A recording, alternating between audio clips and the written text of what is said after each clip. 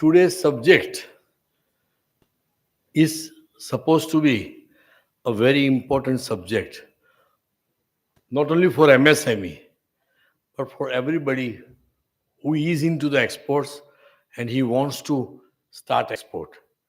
Because the kind of dignitaries we have on the dais, I think you won't find any other person who can guide us or who can advise us or who can discuss with us about the issues and challenges. Today, we have Mr. Lokesh, HD, the DGFT. We have Dr. Viranchi Shah, the National President of Indian Drug and Manufacturing Association. We have Mr. Sudhakaran Nair. He is a Deputy Director of Engineering, Senior Deputy Director, Engineering Promotional Council. We have the great Manish Vikiri, who is a leading person so far as the chemical and dye stuff is concerned. We have with us the Jigarbhai Soni, who is the president of Gems and Jewelry Association and also the director of NS Jewels. And above all, my dear friend Mohol Sarabhai, who is going to moderate today's session, and the members of Governing Council, and also Mr. Unmesh Dikshit, the Executive Director, Ahmedabad Management Association.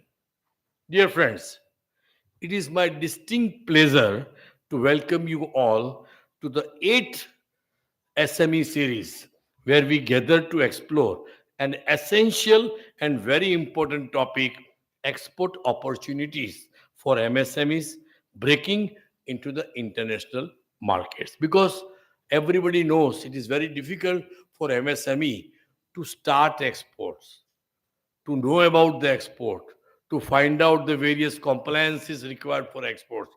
So that is, I mean, not only for this series, even AMA is constantly organizing various seminars for MSME and for the students to know much about the exports. Dear friends, it is my pleasure to welcome you all, and also this as a promoter of the Dr. Jaimin Vasa AMA MSME Development Center. I am thrilled to see the many enthusiastic personalities here today, united by a common goal to empower our micro, small, and medium enterprises to thrive onto the global stage. It's indeed a touching coincidence. I will be putting one thing is coincidence that tomorrow is Gandhi Jayanti, a day that we celebrate birth anniversary of Mahatma Gandhi ji, our father of nation, who values, he has started that value and the moment of self-reliance and support for local goods. Today's panel discussion on export opportunities for MSME, that is into the breaking into the international markets, aligns beautifully with the Gandhiji's vision. By exploring how local business can expand globally, we honor his legacy while promoting the sustainable growth. The concept of Swadeshi was adopted by Mahatma Gandhi ji, incorporating his efforts to make in India. What we are talking about today, Make in India, it was started all the way by Sri Gandhi ji, or Make in India independent and economically sound. Revival of the indigenous cottage and small industry, which today we are telling it SME. Cottage and small industry play a very vital role in the development of a nation, and it is relevant in present day too. Gandhiji believed in Swadeshi in the true sense. Therefore, his ideology reflects encouraging and reviving of home industries.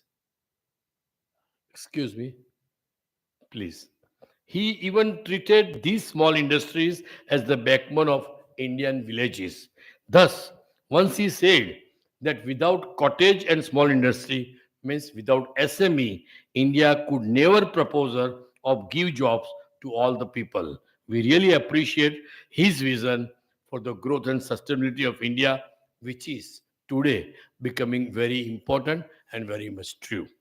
Dear friends, As you know that MSME are the backbone of developing economics, as they are playing a very vital role in driving economic activity and employment generation, and SMEs represent bulk of production in manufacturing and even larger share in services, both in development and developing countries. As for the figures, if we go, SMEs, MSME contributes over 33% of the GDP and 50% of the export of the nation, and over 65% of total employment in high income industry countries. There are reports that suggest a contribution of $1 trillion US to India's total exports by 2028, highlighting the immense influence of SMEs in shaping India's future economic trajectory. Let us use this opportunity to reflect on how we all MSMEs can uplift our communities while embracing the international opportunities. Dear friends, in today's interconnected world, the potential for MSMEs to access the international market is greater than ever. You can find out any information about exports, products, manufacturing activity, and the globalization of trade has opened up a wealth of opportunities. Yet, it also having many challenges that require innovative strategies and insights, for which we will have lot of inputs and insights by our experts. In an international trade, the contribution of SMEs to direct export revenues is less obvious and varies greatly. Even among OPCD, that is Organization for Economic Cooperation Development economies, for example, SME contribute a substantial share of East Asian manufacturing export, such as 56% in Taiwan, province of China, over 40% in China, and the Republic of Korea, and more than 31% in India. Whereas their role is marginal in LDC, means least developed countries, especially in Africa, with the little documented trans-border and sub-regional trade. Further, it's a known fact that Indian manufacturing is depending on supplies of RM from other countries, raw material, especially from China, which includes a wide variety of machineries, including electrical machinery, semiconductor driven machinery, even pharma industries, pharma intermediates, so and pharma APIs. If we look at limited value consumer goods flooded in bulk quantities in the Indian market from outside. Dear friends, according to the Global Trade Research Initiative GTRI, India had a trade deficit with 75 countries, which accounted for our expert DGFT will always agree with that, which accounted resulting in the which accounted 44.2 percentage of its export and 83.5 percentage of imports, resulting in a 185.4 billion US dollar deficit, much larger than India's overall trade deficit. Adding this situation highlights the need of reduce the dependence on the outside countries on a specific imports and strengthen the domestic production. The report said that from January to June 2024, sir, January to June 2024, India imported 50.6 billion US dollar worth goods from China and exported to China only 8.5 US billion dollar, resulting in a trade deficit of 41.9 US dollar billion US dollar, and this low export and high import makes China India's largest trade deficit partner. Currently, less than 1 percentage, very important figure is less than 1 percentage of Indian SME exports the goods and services, with nearly 64 percentage reporting an annual turnover of less than rupees 1 CR. MSME exporters primarily cater through the buying agent, distributors. In the process, they miss out on connecting with the end users and sacrificing a large share of their margin and earning for the foreign intermediaries. The success recipe requires selecting the most appropriate entry mode from various exporting, contracting, and investing options.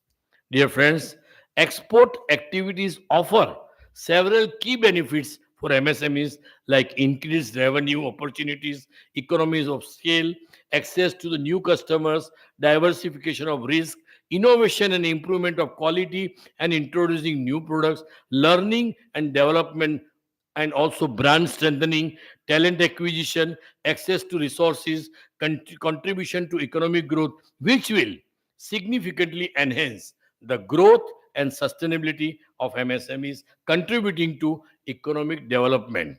By leveraging these benefits, MSMEs can not only grow their business but also contribute to the overall economic development. All these issues will be discussed in this panel discussion by our experts.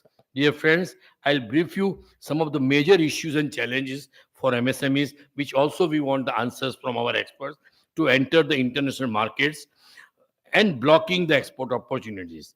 Challenges faced by the MSME when engaging in export activities are limited access of finance, lack of market knowledge, regulatory hurdles, weak branding and visibility, logistic and supply chain issues, language barriers, limited export experience, intellectual property concerns, competition from the established and big players, and risk management, etc.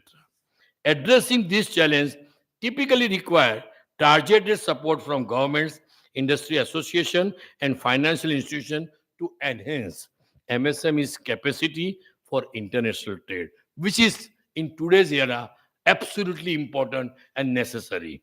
It is true that several exporters hardly utilize the Indian embassy's commercial wings to identify the suitable overseas channel partners. Also, promotion and marketing channels need an adoption for the choose market. Today, we are honored to host the distinguished expert panelists who will share their invaluable insights and experience on this critical topic, and they will guide us, they will advise us, and they will make us encourage for more and more exports. Join us as we uncover the vast opportunities that exporting can offer to MSMEs and learn how to navigate this exciting journey successfully. Through this seminar, we aim to empower many MSMEs to begin exporting their goods, and those MSMEs that are already engaged in export, they will be able to explore more effective strategies to increase their export activities. Together, we can unlock new opportunities and drive growth in international market. Let me introduce our experts, Mr. Lokesh HD, Additional DGFT, that is Director General of Foreign Trade. Mr. Lokesh is Indian Trade Service 2006 batch. He has done his Masters in Physics from Bangalore University and LLB from Mumbai University. Director General of Foreign Trade DGFT organization is an attached office of the Ministry of Commerce and Industry and is headed by Director General of Foreign Trade. Right from his inception since 1999, sorry, 1991, when liberalization in the economic policies of the government took place, this organization has been essentially involved in the regulation and promotion of foreign trade through regulation, keeping in line with the liberalization and globalization and the overall objective of increasing exports. DGFT has since begun assigned the role of facilitator. The shift was from prohibition and control of imports, exports to promotion and facilitation of exports and imports, keeping in view the interest of the country. I will just welcome on your behalf to Mr. Lokesh.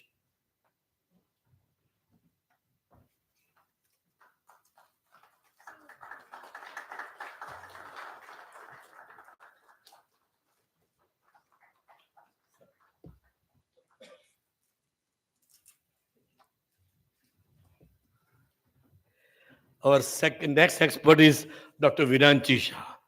Probably I have to find a person in pharma industry who doesn't know Dr. Viranchi Shah. He's a PhD holder, is a chairman of Saga Life Sciences Limited, and Dr. Shah is a national president of Indian Drug Management Association. He is also associated with many other leading pharmaceutical organizations. IDMA, India Drug Management Association, has successfully completed 60 glorious years of providing support to its members, that is, the pharmaceutical manufacturers, who have provided affordable quality medicine not only to the people of India but also to people all over the world. IDMA also works towards the harmonization of the various pharmacopoeias. Dr. Shah delivered keynote speech at 100 plus national events, and he had published around 15 plus research publication in various national and international journals. Also, Dr. Viranchi received over 20 national awards and recognition like GP Nair Award, B.V. Patel Gold Medal, and Bansilal Hargovindas Gold Medal, Pharma Ratan 2018, etc. Friends, again, it doesn't end here. I would like to take this opportunity to extend, and I also would like everybody to applaud in large a congratulation to Dr. Vinant Shah. Please join me giving him a big round of applause for his valuable insights and participation in the Forbes India 2024 magazine's healthcare conversation. I would like to felicitate him on our behalf.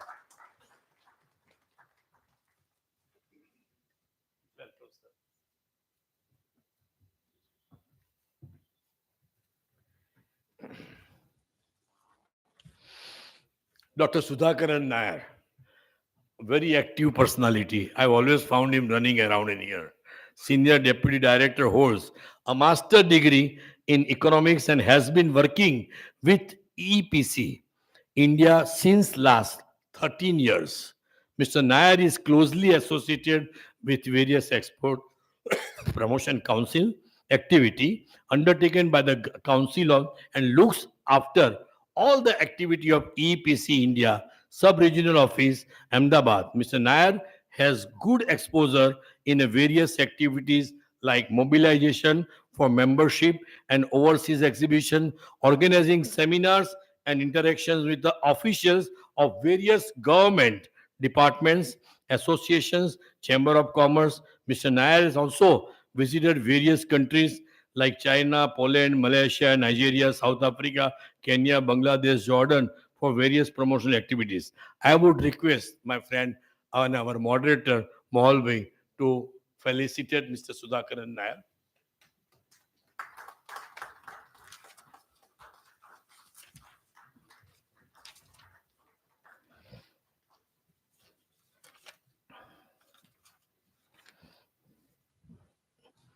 Mr. Manish Kiri, one of the very enterprising entrepreneur and chairman and managing director of Kiri Industry.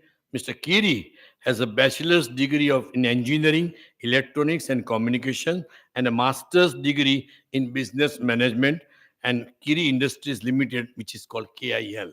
Kill. He kills each and every of his competitors. That is why he is called KIL Kill is one of the largest manufacturers and exporters of wide range of dyes, intermediate and chemicals from India.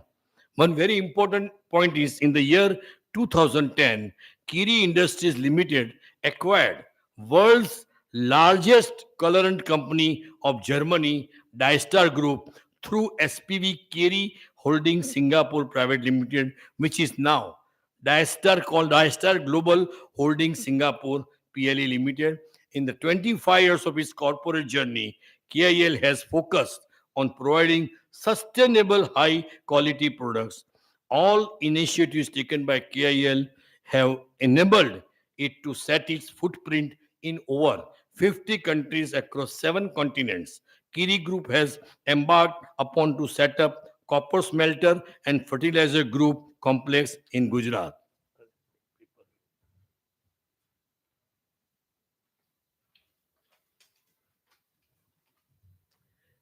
Kiri Industry Limited is a winner of several Chemexil Awards, GDMA Performance Awards over the years, and Mr. Manish Kiri is awarded. Very important thing is the Outstanding Entrepreneur by Ahmedabad Management Association in the year 2011. He is also chairman of ASSOCHAM, Gujarat's Chemical Petrochemicals Committee. I request our friend Mr. Mohalbhai to felicitate Mr. Manish Kiri.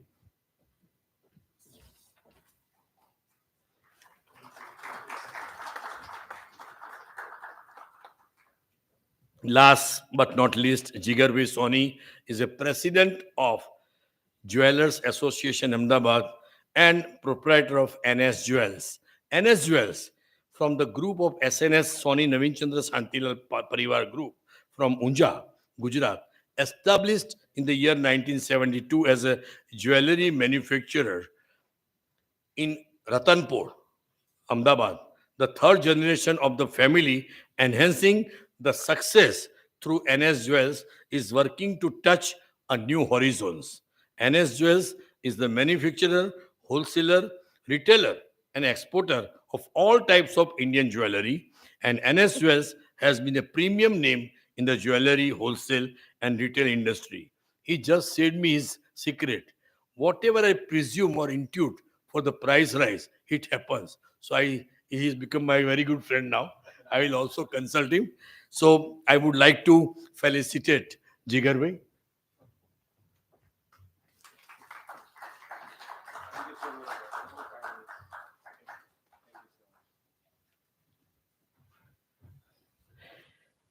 Now let me introduce our expert moderator, Mohal bhai, who is one of the expert in today's topic.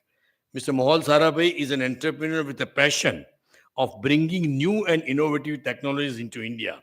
He has spent the bulk of his career incorporating exciting and new ventures in the Ambalal Sarabhai Enterprise Private Limited portfolio, which have been largely responsible for turning around this legacy company. Mr. Mohal worked for a brief time in the USA after after earning a degree in mechanical engineering from the University of Wisconsin Madison before seizing the opportunity to help revive his company's legacy. He is currently pursuing new projects in the areas of pharmaceutical, effervescent products, solutions, fermentation technologies, molecular diagnosis, and electronics.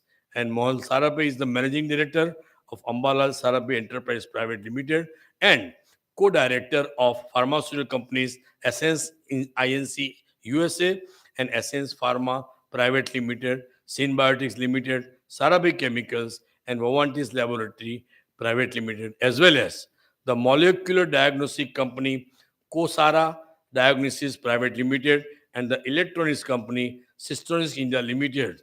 Very well, very well. Give him big hands. I would like to felicitate Mohal Bhai on our behalf.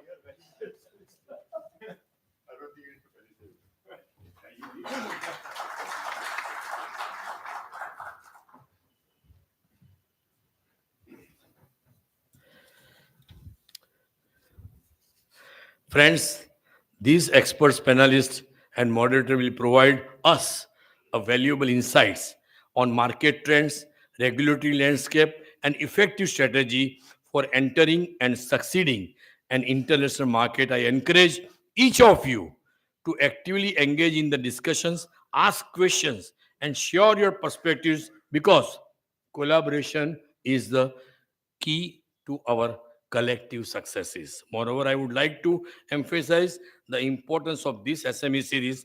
Today's event is the eighth SME series. We have successfully organized 7 editions of this series on various topics like HR, finance, marketing, branding, leadership, development, lean manufacturing, family business under the banner of Dr. Jaimin Vasa, AMA, MSME Development Center at Ahmedabad. Dear friends, I will express my gratitude to all the expert panelists, moderator, and Ahmedabad management of the Ahmedabad Business Association for organizing such a wonderful and important series. Dear friends, lastly, I urge all of you to keep an open mind, embrace these insights shared today, take actionable steps toward breaking into the international markets in your own business. Together, we can pave the way for a thriving MSME sector that contributes specifically and significantly to our economy. Thanks for patient hearing.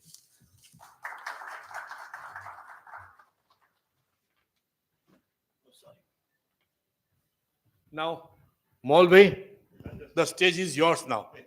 Yeah. So, okay, you can hear. So I'm Mol Sarabhai. I'm also the honorary secretary at AMA. So thank you, Jamin Bhai, and to all the dignitaries for, welcoming this very exciting uh, talk that panel discussion that we have. So I will be asking some questions, and then there will be a question and answers that we will like to. So I'll open up the discussions up. But before I do that, let's take some brief moments before we get down to business, as we say. Let's take some brief moments of what Jamin Bhai said. That in terms of amount, there are about 4 crore MSMEs in India today. That's how much are registered. There are probably are more, but that's how much are registered. Another interesting fact is that 45% of India's total exports are handled by MSME companies. So this is a huge opportunity for MSMEs to, really capture the market moving forward. I myself, as Jaimin Bhai mentioned, I'm owner and working as a MD of various MSME companies. And I will start off by saying that one of the first things we are into healthcare, and we get a lot of products manufactured outside into other MSME companies. And we are exporters, but one of the first things we find with other companies, with many companies, is that the export part is a bit overwhelming for many people in India today. And it's to do with limited access to finance, very rather complex requirements of export and custom, procedures, high logistic costs, exchange rate fluctuations. There are so many of these issues where a lot of companies, although they have a great product and they can be market outside and they can increase their revenues, but they fail to do it because of these things. So I thought today would be a good panel. We have an expert team here that we could ask. I will post some questions to each one of them, and then perhaps it can help you in asking other questions which I have missed in trying to earn that how do we increase our business size. So getting down to business, first question I would like with Dr. Shah, if I may ask you first, since I'm in the. So Dr. Shah, India is considered the pharmacy of the world. Almost 50% of generics in the US are coming from India. Every third pill, I'm told, that taken by an American citizen today comes from India. So it's a huge achievement for the pharma industry. This is a huge achievement. And it can be do a lot more. So the question is that what are some key strategies that MSME can adopt to enter the highly regulated pharmaceutical export markets? How could you answer that, Dr. So Shah? thank you, Mohol Bhai, and thank you, Jamin Bhai, for having me here. And it's a matter of pride to be a part of this very light panel. Mohol Bhai, as we all know, the Indian pharmaceutical industry, now we put the pharmaceutical with medtech, we are the 4th largest exporting commodity out of India. And that is the strength of this. Putting pharma and medtech sector together, we are the 4th largest exporting commodity from India. Pharma alone, the exports was approximately $27.9 billion in the last year, growing in excess of 10.5%. Very few industries India has that grows at this pace. But if you actually dissect the exports that we do, almost 8.7 billion of exports goes to the US and approximately 5 billion goes to the EU, which means 13.7, close to 50% of what we export goes to the highly regulated market. And that is where a major value addition is. Now, typically in pharmaceuticals, there are a lot of non-tariff barriers to be considered. For example, the good manufacturing practices, maturity on your quality management systems, which are very important. So if you are an SME and if you want to tap the regulated markets, the highly regulated markets, I think the first and the most important step is developing a mature quality management system, because that is your passport to enter any market. And the kind of expectations that the regulatory agencies have in the rest of the world as compared to the developed world are very different, and you are aware of that. So how do you reach a quality maturity, the quality management system maturity? It's not only just about the quality maturity, the quality management systems, the good manufacturing practices that you have adopted, you have to reach to a level in terms of its maturity before you can start thinking of getting into regulated markets. At the same time, the product portfolio is very diverse, because most of the MSMEs today are into the rest of the world, which is Africa, Southeast Asia, the Latin America, and all. Now, all these markets are basically branded generic markets. Whereas if you go to US and Europe, which are the highly regulated markets where the great value is, these are all generic markets. So there is no branding of generics in this market. And therefore, the easiest strategy is going to be becoming a CMO for an established player. And this is how most of the SMEs who want to migrate to the regulated world do. So the first step would be, how do you become a CMO for the regulated markets? Because the moment you want to become an AMA holder for these markets, first thing is you need to have very deep pockets, because huge money is involved. Right from, for example, for US, the GADUFA fees to your site registration fees, or if it is EU, your MA holding cost with setup of pharmacovigilance and QP. These are all very expensive things. So before going there, develop maturity in quality management systems, develop good dossiers, especially when you're going to markets like US and Europe. You cannot bank on the common products that you have. If you have to get value, either pick up, in the words of Dilip Bhai Sangvi, the MD of Sun Pharma, who are the largest players in India, these markets are more of luck, because if you get a dossier, if you get a product registration where there are minimal number of players, you can actually multiply your money. So it's not about new molecules or old molecules. People have made money in very old molecules like oxytetracycline, for example, or things like nitrofurantoin, where in an ROW there would be no value addition. So picking up molecules either where there are very few players, or the ones that are going to get off patent in the next year or two. These are some of the molecules that will give you a quick entry and a good value. So I think maturity in quality management systems, deep pockets, and selecting the right dossiers and developing them with very nice, very perfect, diligent science are some of the key strategies that SMEs should use. Thank you. Thank you very much, Dr. Shah. Another question that comes up from that sort of discussion as a follow-up, that are there any schemes that I know that we have heard of these schemes for bulk drug parks or API parks, or for medical devices, that are parks that are coming up. And can you explain or elaborate a little bit of your understanding on this, and how other companies, as you said, a lot of times people do need deep pockets. That may be a challenge for some companies, may not have it, but still want to export. Talk a little bit on opportunities, perhaps for the, let's say, a lower ROW markets that people talk about, that might be a little easier, but also talk a little bit about these new parks and these schemes that the government comes, if you have any thing to add there, like what advantages are we looking at, So there are a number of schemes that would help entrepreneurs achieve their dreams. Of course, the most common and talked about is the PLI, the product link incentive schemes, and basically it addresses the gap in the API sector, because during COVID we realized that we had a lot of dependence on certain countries to source our APIs. So the government came out with a PLI scheme specifically to incentivize manufacturing of APIs. And if there are entrepreneurs who want to invest in this space, the government has identified around 45 key starting materials and APIs, and if you invest in them, there is a subsidy of 10% for the APIs or KSMs that are manufactured to synthetic route, and 20% for those who are manufactured to the fermentation route. So that is a very important incentive for the APIs. There is also a PLI2, which specifically incentivizes the other gap that we have in our value chain, which is the biologics, which is the complex generics, excipients, which again India is dependent on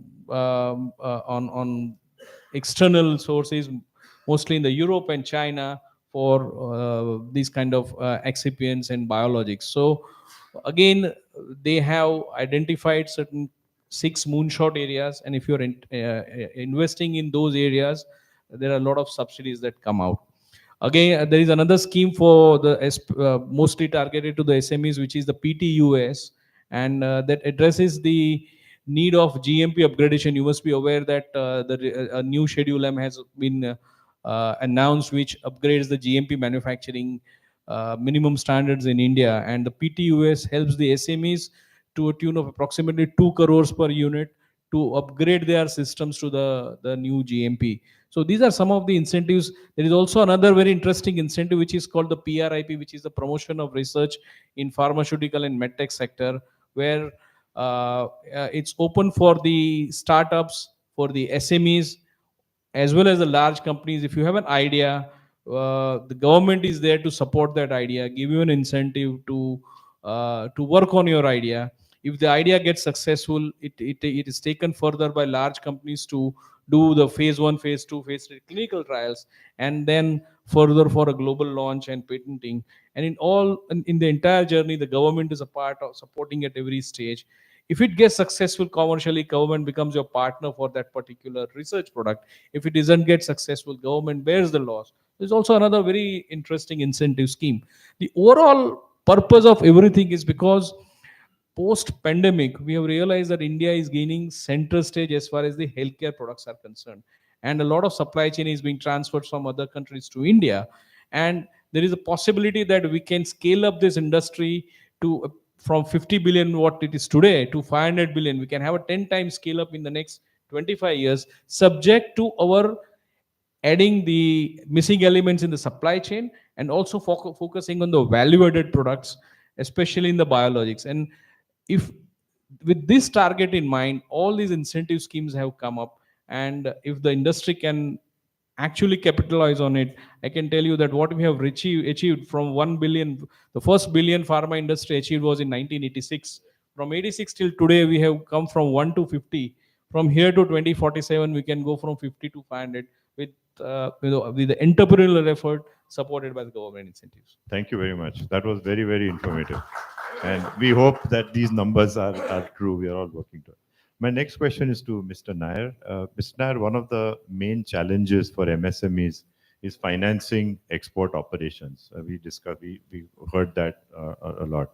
Could you talk about the role of financial institutions and export credit agencies in helping MSMEs manage their export business? Yeah. First of all, I thank you, Dr. Jamin Vasa, MSME Development Center, for inviting me today's panel discussion. So before we going to that, we should understand that what is engineering product. बाकी sector जैसा नहीं है engineering product, because कोई भी product में metal आ गया, that is engineering product. It means manufacturing from pin to aeroplane, everything is come under this engineering product.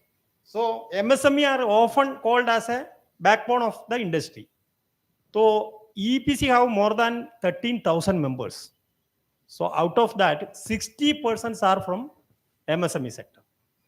So today's subject is how export opportunity for MSMEs, how we can support to MSMEs for export.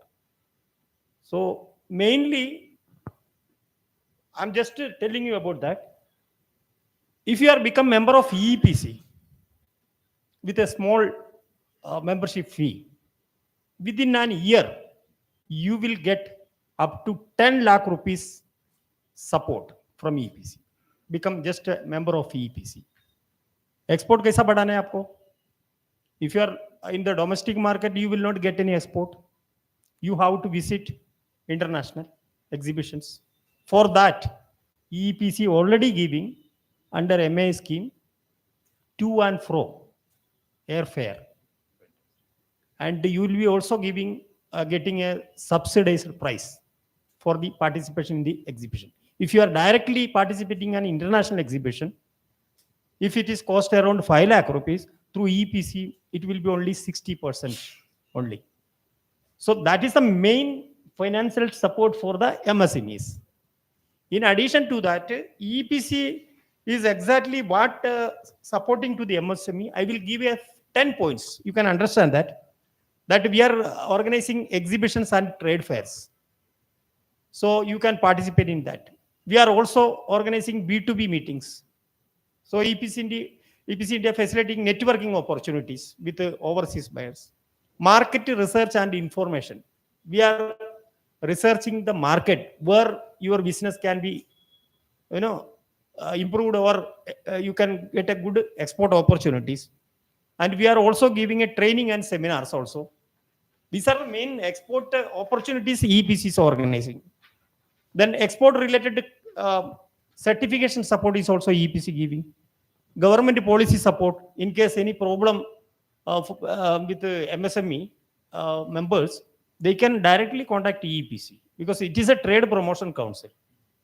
Another thing is representation in policy discussions. Whenever there is any issues are there, you can inform EPC. Then subsidize for export promotions also. Technology upgradation support. And EPC India having its more than 60% MSME members. So it is an organization that to promote the exporters. This is the main thing. Excellent. Mr. Nar, which emerging markets should Indian MSMEs be looking at for future export growth? Are there any untapped regions that MSME should focus on? We want like a general idea. What do you think? Actually, we have already identified around 25 countries for export. In addition to that, there are other markets are also available.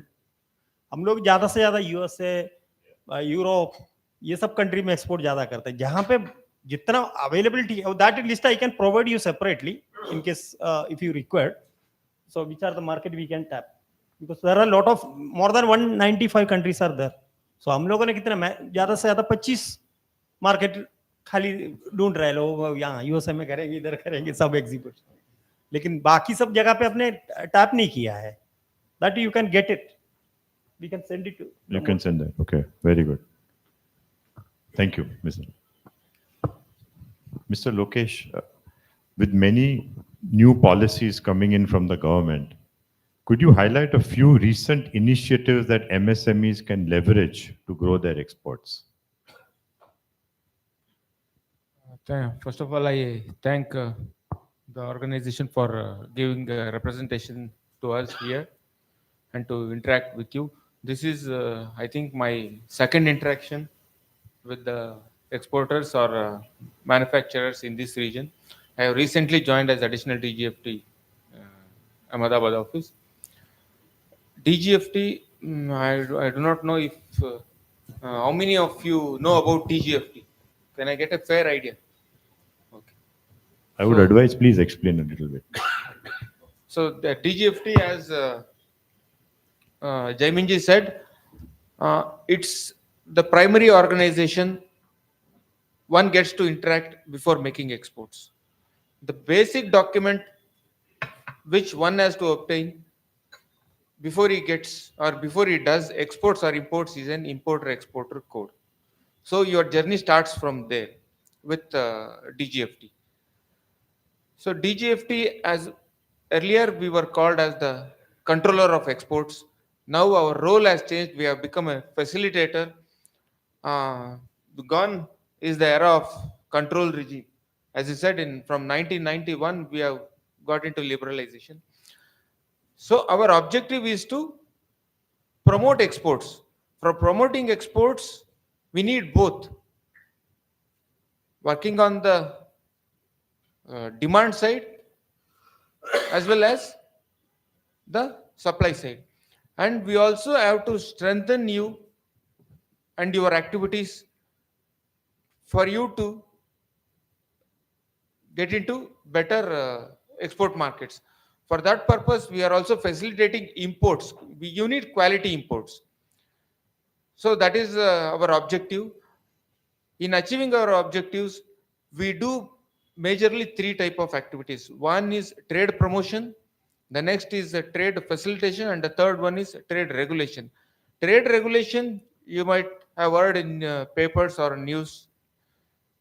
We come out with regulations on exports or imports. So maybe onion, rice, steel. We introduce some benchmarks for imports of steel. These are to give you better inputs, quality inputs, so that your products become of good quality and you get a better price. So that is part of regulation. In the under regulation, we have freely exportable or restricted items and the prohibited items. Restricted is to see what you are exporting, where you are exporting, and you need an authorization to export a restricted item. So that is issued in the online mode. And freely exportable or freely importable items, you do not need any specific authorization. You can trade it freely. 97% of the products are freely tradable as on date. And when coming to the trade promotion activities, we have realized, we have got into the numbers about MSMEs and the importance of MSMEs in the nation's growth as well as exports. So, how do we support MSMEs? How does DGFT support MSMEs in their export endeavors? We have a program called Developing Districts as Export Hub Initiative. This is we drew inspiration from Honorable Prime Minister's vision. He said that each district has its own potential. If we properly identify those potentials and nurture it, each of the districts can become a self-sustaining export hub. What do we do in this program? We have set up district export promotion committees. In these committees, we have representation from all the stakeholders relating to exports. We have the sectoral export promotion councils like EEPC. We have the state government district industry center. We have representation from customs. We have representation from MSME department, and we also have representation from the industry, because industry's requirements differ. A new exporter might have a different set of needs, and the established exporter might have a different set of needs. We collectively sit and discuss, and we also have come up with a district export action plan for more than 700 districts in the country, and the district export plan will be our roadmap for future. What do we do here? Here we collectively go to the doorsteps of the doorsteps, in the sense we reach out to we reach out to the clusters, we reach out to the major production areas, and we conduct knowledge sharing programs. We bring information to your doorsteps in a collective form. So we identify your needs. If you have any specific requirements, we arrange programs for those also. And that was about the district export hub initiative. Then we also have e-commerce initiative, where we want to connect all possible these MSME units to the global platform. So we want to showcase your products. Here is an opportunity in e-commerce initiative, where we have partnered with the postal department. There are Dak Niryat Kendras. It operates on hub and spoke model. All the Dak Niryat Kendras across the country, we have connected it to the foreign post offices. This helps you to get connected to the export markets. That is the other thing. And we also have a SCOMET program. SCOMET is a product which is regulated, but it gets you high value in returns for your exports.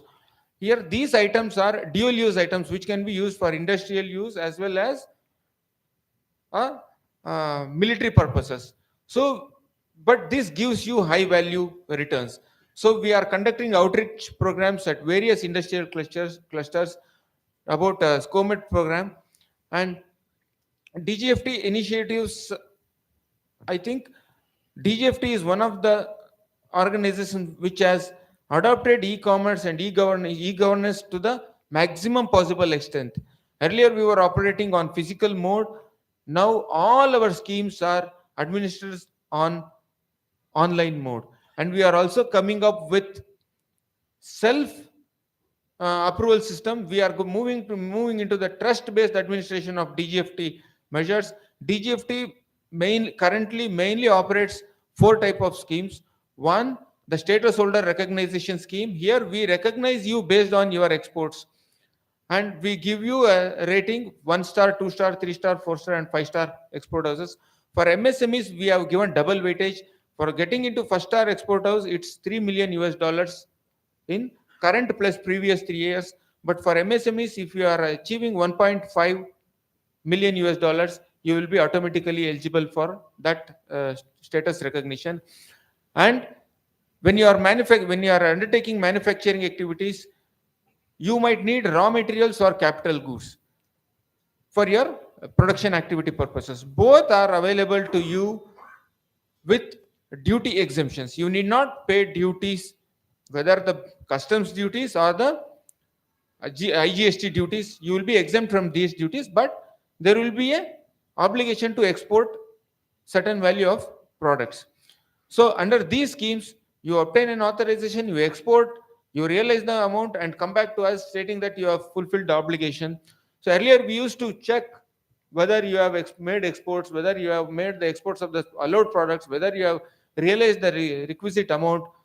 And if you didn't export, we used to give you certain extension in period for exports.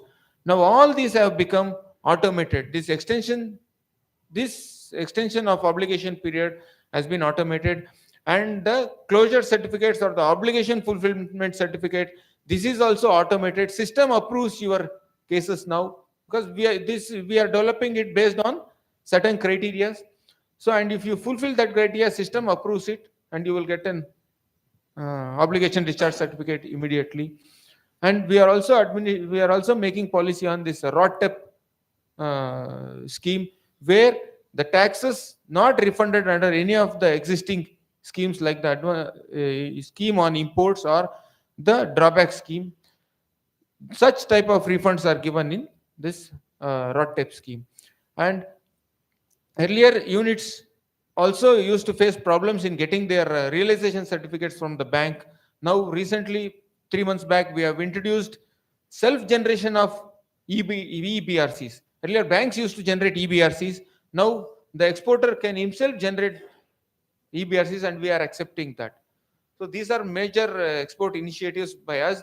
And on September 11th, we have introduced the Trade Connect platform. You all should visit this platform, trade.gov.in. It was launched by Honorable Commerce and Industries Minister. This will be a one-stop solution for all your requirements relating to exports. Here you get product and country profile, and we connect with the sectoral export promotion councils. We are connected with the Indian embassies abroad. Here you can build your profile, you can showcase your products, which is visible to buyer in the foreign countries. And we are also putting, as Jaiminji was mentioning about technical barriers and standards which